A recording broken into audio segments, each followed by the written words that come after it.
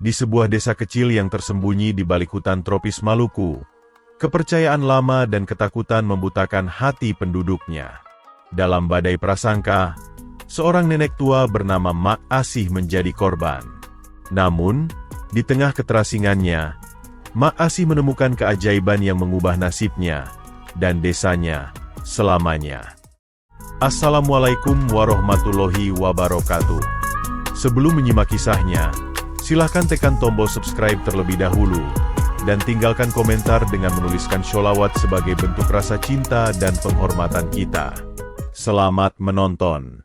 Desa Tohulu adalah sebuah pemukiman kecil yang terletak di pedalaman Maluku, dikelilingi oleh hutan lebat dan pegunungan hijau. Warga desa hidup sederhana. Sebagian besar menggantungkan hidup mereka pada hasil sawah, kebun, dan beternak. Meski teknologi modern belum mencapai desa ini, mereka memiliki tradisi dan nilai-nilai adat yang dipegang erat. Salah satunya adalah keyakinan kuat terhadap kekuatan alam dan roh leluhur yang dipercaya mengatur kehidupan mereka. Jika panen melimpah, itu dianggap sebagai berkah dari leluhur. Namun, jika bencana melanda, mereka percaya bahwa ada dosa atau kutukan yang harus ditebus. Rasa takut terhadap hal-hal yang tidak mereka pahami seringkali membuat mereka mudah menyalahkan sesuatu di luar logika. Hal ini menjadi celah yang berbahaya, karena prasangka dan desas-desus dapat dengan cepat menguasai hati mereka. Awal petaka dimulai ketika musim panen yang seharusnya membawa kegembiraan justru berubah menjadi malapetaka. Padi yang tumbuh di sawah gagal berbulir, dedaunan layu karena panas yang berkepanjangan, dan langit tak kunjung menurunkan hujan. Warga mencoba berbagai cara tradisional, termasuk ritual meminta hujan, tetapi tetap tidak ada perubahan. Tak hanya itu, ternak yang mereka pelihara mulai mati satu persatu, membuat kehidupan semakin sulit. Banyak keluarga yang terpaksa makan dari sisa-sisa persediaan yang mereka simpan selama setahun. Ketika penderitaan semakin berat, keresahan pun menyelimuti desa. Warga mulai mencari-cari alasan mengapa hal ini terjadi.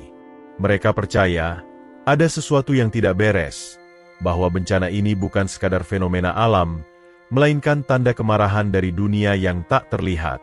Di tengah keputusasaan itu, perhatian warga beralih kepada Mak Asih, seorang nenek tua yang telah lama hidup sendiri di pinggiran desa. Rumahnya kecil, terbuat dari kayu sederhana, dengan kebun kecil tempat ia menanam sayuran dan rempah-rempah. Mak Asih sering dianggap aneh oleh warga karena ia lebih suka menyendiri, jarang berinteraksi dengan orang lain. Ia juga memiliki kebiasaan unik berbicara dengan burung-burung yang sering hinggap di pohon dekat rumahnya, atau mengelus-elus kucing liar yang berkeliaran. Kebiasaan ini, yang sebenarnya tidak berbahaya, dianggap sebagai tanda-tanda bahwa ia memiliki ilmu hitam. Seorang warga dengan lantang menuduh Mak Asih sebagai pembawa sial, dan kabar ini menyebar dengan cepat seperti api yang menyambar rumput kering. Meski tidak ada bukti, warga yang ketakutan mulai percaya bahwa Mak Asih adalah penyebab bencana mereka. Pemuka adat desa, yang biasanya menjadi penengah dalam perselisihan, kali ini justru menjadi pihak yang memperkeruh suasana. Di bawah tekanan warga yang sudah marah, mereka memanggil Mak Asih untuk hadir di balai pertemuan desa. Dalam sidang adat itu, Mak Asih berusaha menjelaskan bahwa ia tidak tahu apa-apa tentang bencana yang terjadi. Ia menangis, mengatakan bahwa ia hanya seorang nenek tua yang mencoba bertahan hidup dengan kebun kecilnya. Namun, kata-katanya tidak didengar. Pemuka adat yang sudah terpengaruh oleh desakan warga mulai mempertanyakan kebiasaan-kebiasaan Mak Asih yang dianggap tidak wajar. Mereka menuding bahwa kedekatannya dengan alam adalah bukti bahwa ia memanggil roh-roh jahat. Tak peduli seberapa keras Mak Asih membela diri, prasangka sudah terlalu dalam mengakar. Dengan nada keras, pemuka adat memutuskan bahwa untuk menyelamatkan desa, Mak Asih harus pergi. Keputusan pemuka adat disampaikan kepada warga, yang langsung menyetujuinya tanpa pikir panjang. Keesokan harinya, sekelompok warga mendatangi rumah Mak Asih. Mereka memberikan perintah yang kejam. Ia harus meninggalkan desa sebelum matahari terbenam, membawa hanya apa yang bisa ia bawa dengan tangannya. Mak Asih terpaksa meninggalkan rumah yang telah ia tinggali seumur hidup, membawa beberapa pakaian lusuh dan sebungkus nasi. Ia berjalan perlahan ke arah hutan, dengan air mata mengalir di wajahnya. Tidak ada yang memberinya ucapan perpisahan, hanya tatapan dingin dan beberapa bisikan sinis. Hati Mak Asih hancur berkeping-keping, tetapi ia tidak melawan. Dengan langkah berat, ia melangkah meninggalkan desa, tanpa tahu apa yang menantinya di dalam hutan. Di belakangnya, desanya tetap berdiri, tetapi kehangatan dan belas kasihan manusia di sana telah sirna. Mak Asih berjalan tanpa tujuan yang jelas, hanya mengikuti jalan setapak kecil yang membawanya semakin jauh ke dalam hutan. Udara hutan terasa lembab, dan suara binatang malam mulai terdengar. Tubuhnya lelah, dan kakinya terluka oleh batu-batu tajam serta akar-akar pohon yang tersembunyi di bawah dedaunan. Saat malam tiba, ia menemukan sebuah pohon besar dengan dahan yang menjulur seperti payung. Ia duduk bersandar di bawahnya, memeluk lutut sambil berusaha menahan rasa dingin yang menusuk tulang. Bekalnya tinggal sedikit, dan ia tahu itu tidak akan cukup bertahan lama. Rasa lapar dan keputusasaan mulai menghantuinya. Apakah ini akhir hidupku? Pikirnya. Tapi jauh di dalam hati, ia menolak menyerah. Ia berdoa, bukan kepada roh-roh yang dituduhkan desa kepadanya, melainkan kepada Tuhan yang ia percayai, memohon kekuatan untuk bertahan. Di hari ketiga pengembaraannya di hutan, tubuh Mak Asih semakin lemah. Ia nyaris pingsan saat tiba-tiba ia mendengar suara langkah kaki yang berat mendekat. Ia mendongak dengan tubuh gemetar, dan di hadapannya berdiri seekor harimau putih besar. Harimau itu memiliki bulu seputih salju dengan garis-garis hitam yang tajam, dan matanya berwarna keemasan yang memancarkan kehangatan aneh. Mak Asih sangat ketakutan, tetapi ia tidak memiliki kekuatan untuk melarikan diri. Harimau itu tidak menunjukkan tanda-tanda ingin menyerangnya. Sebaliknya, ia mendekat perlahan, menundukkan kepala, dan duduk di dekat Mak Asih seperti ingin melindunginya. Mak Asih merasa heran, tetapi juga terhibur oleh keberadaan makhluk itu. Seolah-olah harimau putih itu memahami rasa sakit dan kesepiannya. Dengan keberanian yang tiba-tiba muncul, ia mengulurkan tangannya untuk menyentuh bulu harimau tersebut. Harimau itu tidak bergerak, hanya menganggukkan kepalanya dengan lembut. Untuk pertama kalinya setelah berhari-hari menangis, Mak Asih tersenyum tipis. Harimau putih itu mulai menunjukkan perhatian kepada Mak Asih dengan cara yang ajaib. Saat Mak Asih tertidur di malam hari, harimau itu berbaring di dekatnya, memberikan kehangatan yang membuatnya merasa aman dari hawa dingin dan ancaman binatang liar lainnya. Saat pagi tiba, harimau itu membawa Mak Asih ke sebuah aliran sungai kecil yang airnya jernih. Seolah-olah ia tahu bahwa Mak Asih membutuhkan air untuk bertahan hidup. Harimau itu juga menunjukkan buah-buah liar yang aman dimakan, seperti ia menjadi pemandu yang dikirimkan oleh alam. Hari-hari berlalu, dan hubungan antara Mak Asih dan harimau putih semakin erat. Mereka menjadi seperti sahabat yang saling memahami, meski tak ada kata yang terucap. Harimau putih itu tidak hanya melindungi Mak Asih dari bahaya fisik, tetapi juga menguatkan jiwanya yang rapuh. Mak Asih mulai merasa bahwa ia tidak sendirian, dan hutan yang sebelumnya terasa menakutkan kini menjadi tempat yang penuh dengan kehidupan dan kedamaian. Seiring waktu, Mak Asih mulai belajar tentang rahasia hidup di hutan. Harimau putih itu seolah menjadi pengajarnya, membawanya melihat bagaimana alam bekerja dalam harmoni yang sempurna.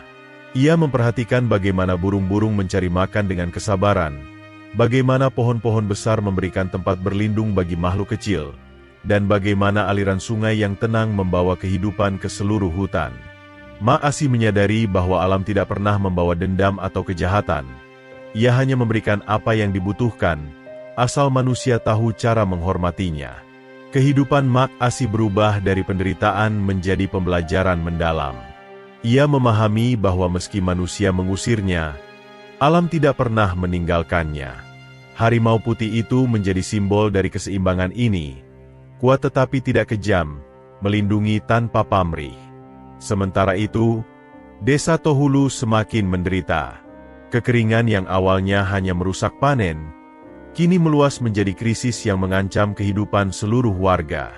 Sungai kecil yang biasa mengalir di pinggir desa mulai mengering, meninggalkan celah-celah tanah retak. Sumur-sumur yang mereka gali tak lagi menghasilkan air.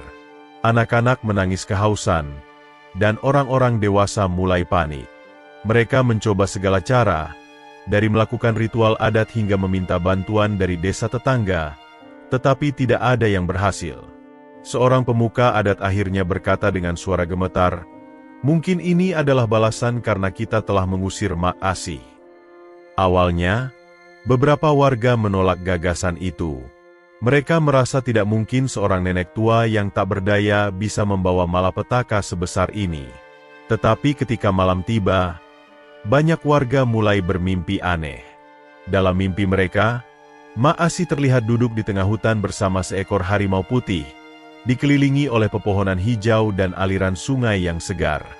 Warga mulai bertanya-tanya apakah keberadaan Mak Asih di hutan telah memulihkan keseimbangan alam, sementara desa mereka hancur karena ketidakadilan yang mereka lakukan. Malam-malam di desa Tohulu mulai terasa berat, tidak hanya karena udara panas akibat kekeringan, tetapi juga karena warga desa dihantui oleh mimpi-mimpi aneh. Dalam mimpi itu, mereka melihat Mak Asih duduk dengan tenang di tengah hutan, dikelilingi oleh pemandangan yang berbeda jauh dari keadaan desa. Di sekitarnya, pepohonan menjulang hijau subur, burung-burung berkicau riang, dan sebuah sungai mengalir jernih. Yang paling mencolok adalah kehadiran seekor harimau putih besar yang berdiri gagah di sisinya. Matanya menatap tajam seolah mengawasi dunia.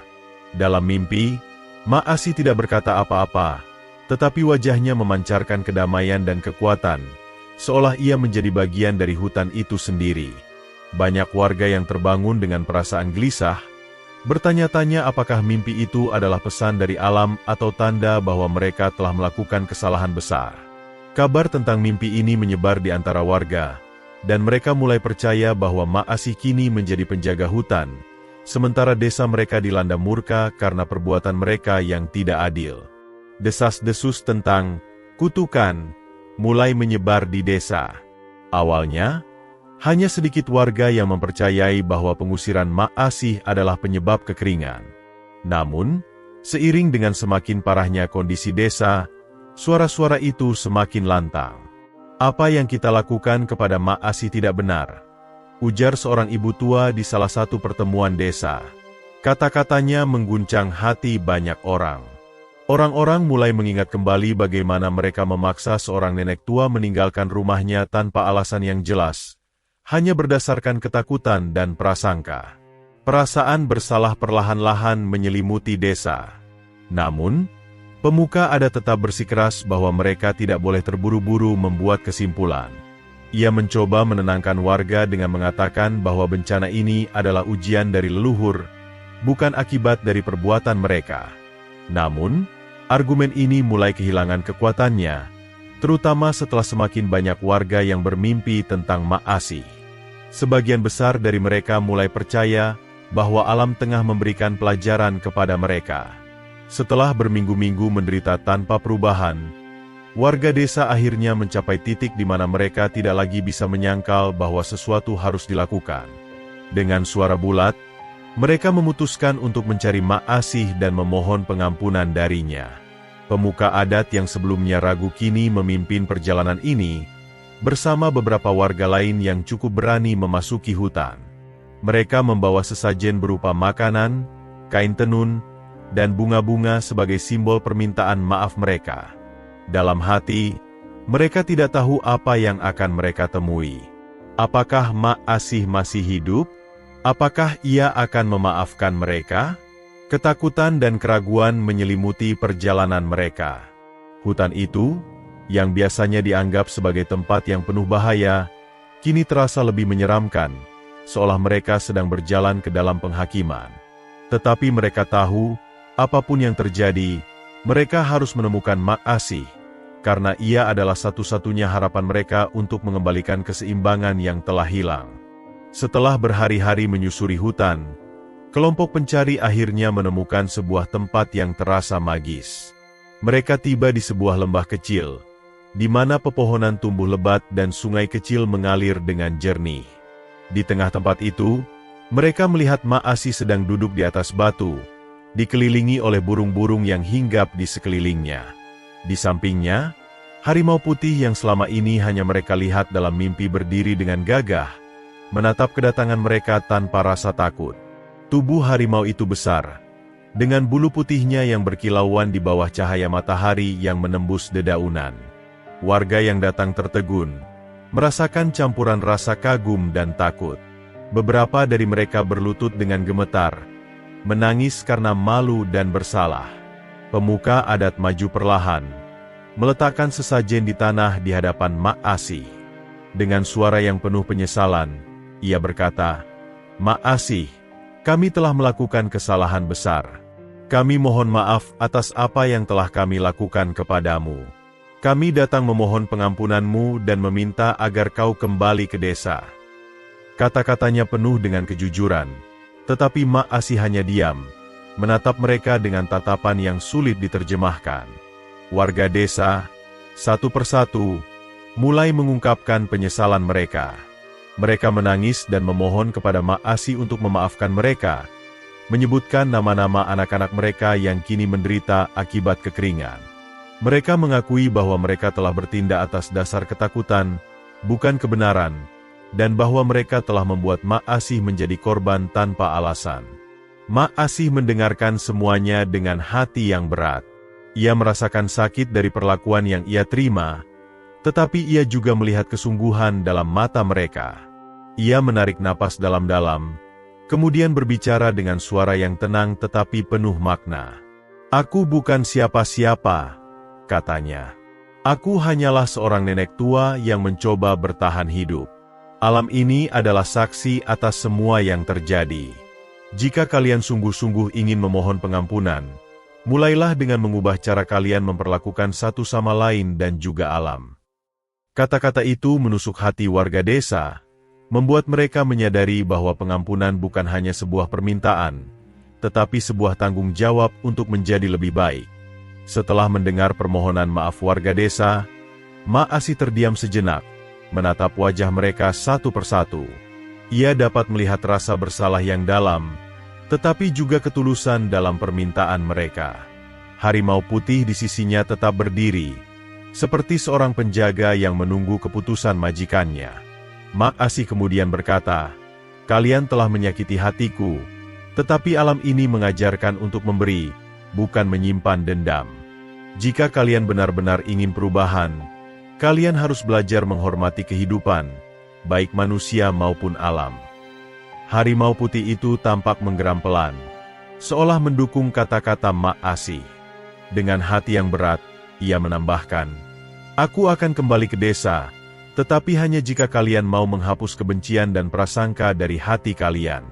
Desa tidak akan bisa pulih jika kalian terus hidup dalam ketakutan dan tuduhan tak berdasar." Warga yang mendengarnya menangis dan bersujud di hadapannya, berjanji untuk memperbaiki cara mereka hidup. Malam itu, Mak Asi meminta waktu untuk merenung. Ia duduk di depan gua kecilnya, ditemani oleh harimau putih yang setia. Ia menatap bintang-bintang di langit, memikirkan rumah yang telah lama ia tinggalkan, dan luka-luka yang pernah ia rasakan. Di tengah kesunyian malam, angin lembut mulai bertiup, membawa aroma tanah basah yang khas. Perlahan-lahan, titik-titik air hujan mulai turun dari langit, membasahi tanah kering yang telah lama kehausan. Warga desa yang masih berada di hutan berseru gembira ketika hujan semakin deras. Mereka menengadahkan tangan, merasakan air yang mengalir di wajah mereka, seperti berkah yang turun dari langit. Mereka percaya bahwa ini adalah tanda bahwa Mak Asi telah memaafkan mereka, dan bahwa alam telah mendengar doa mereka. Hujan terus turun sepanjang malam, mengaliri sungai-sungai kecil yang kembali penuh dan membasahi ladang-ladang yang kering. Keesokan paginya, warga desa menunggu dengan harapan di tepi hutan. Mereka telah membersihkan jalan setapak dan membawa tanduk kecil untuk mengantar Mak Asi kembali ke rumahnya. Saat Mak Asih muncul dari balik pepohonan, dipandu oleh harimau putih di sisinya, suasana hening menyelimuti. Warga menatap dengan penuh rasa hormat, menyadari bahwa mereka tidak hanya melihat seorang nenek tua, tetapi sosok yang telah menjadi simbol kekuatan dan pengampunan. Pemuka adat menghampirinya, menunduk dalam-dalam, dan berkata, "Mulai hari ini, Mak Asih tidak hanya kembali sebagai bagian dari desa, tetapi sebagai penjaga kehormatan desa ini. Kami berjanji untuk menjaga keadilan dan merawat kehidupan, seperti yang telah engkau ajarkan kepada kami." Mak Asih mengangguk pelan, dan harimau putih menatap warga dengan mata tajam, seolah memperingatkan mereka untuk tidak mengulangi kesalahan yang sama. Setelah mengantar Mak Asih kembali ke desa, harimau putih itu berjalan pelan ke tengah alun-alun desa, di mana warga berkumpul untuk menyambutnya. Ia berhenti sejenak, menatap desa untuk terakhir kalinya, sebelum berbalik dan berjalan kembali ke hutan. Tidak ada yang berani menghentikannya, karena mereka tahu bahwa harimau itu bukanlah hewan biasa. Bagi mereka, harimau putih itu adalah roh penjaga yang dikirim oleh alam untuk melindungi Mak Asih dan memberikan pelajaran kepada mereka semua. Ketika bayangannya menghilang di balik pepohonan, warga merasa lega tetapi juga penuh rasa hormat. Mereka menyadari bahwa kedatangan dan kepergian harimau putih itu adalah bagian dari siklus keseimbangan yang telah dipulihkan. Harimau itu pergi, tetapi pesan yang dibawanya akan tetap hidup dalam hati mereka. Hari-hari berlalu, dan desa Tohulu mulai bangkit kembali. Panen berikutnya berhasil dengan hasil yang melimpah. Sungai-sungai kembali mengalir deras, dan warga desa hidup dengan damai. Mak Asih, yang kini tinggal di rumahnya yang dulu, menjadi sosok yang dihormati oleh semua orang. Mereka sering datang kepadanya untuk meminta nasihat, bukan karena ia dianggap memiliki kekuatan gaib, tetapi karena kebijaksanaannya yang dalam. Cerita tentang Mak Asih dan harimau putih menyebar jauh melampaui desa itu, menjadi dan legenda. Bagi warga Tohulu, legenda itu mengingatkan mereka tentang pentingnya kasih sayang, pengampunan, dan rasa hormat kepada alam. Mak Asih sendiri menjalani sisa hidupnya dengan damai, dikelilingi oleh rasa cinta dan hormat dari orang-orang yang dulu pernah menyakitinya. Hutan tempat ia mengasingkan diri tetap menjadi simbol dari keseimbangan yang telah dipulihkan, dan bayangan harimau putih terus hidup di hati mereka, menjadi pengingat abadi bahwa alam selalu mendengar dan merespons keadilan yang sejati.